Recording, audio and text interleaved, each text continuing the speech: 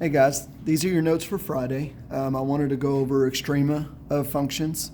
So, a lot of this you worked on last year in pre-calculus, but just wanted to remind you of a few things. When you're talking about extrema, what we're talking about are maximum and minimum values. Okay, and if you'll remember, you have two different types. You have absolute extrema, and you may recall another word for that is global.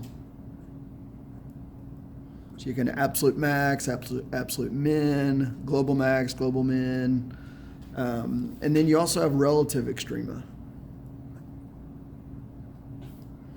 And then another word for that would be local. Okay, but I would say that absolute and relative are probably the most common terms. Just remember that relative is a maximum or minimum value on the specific part of the domain. So it's the inner point. It's any time that a graph turns from decreasing to increasing or from increasing to decreasing. So you've got this graph.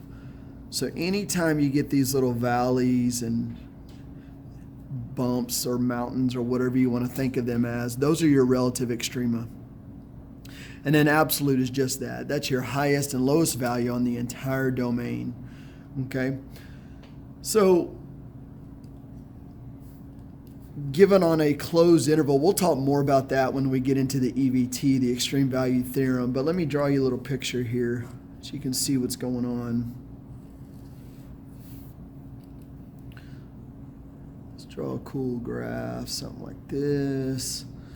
I'm going to put a little cusp there.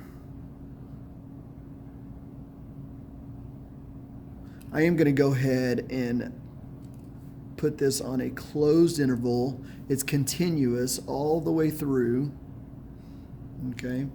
And it's on the closed interval A to B, like so.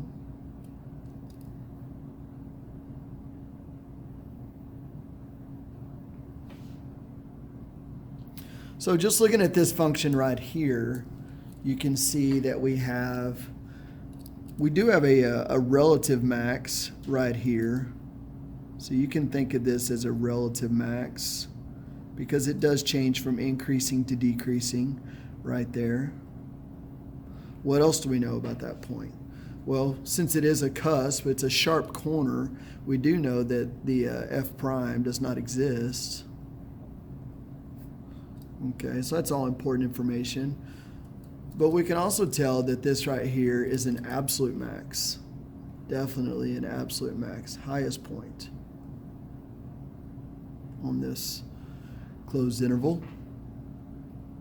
And then, what else do we see? We see right here that we have a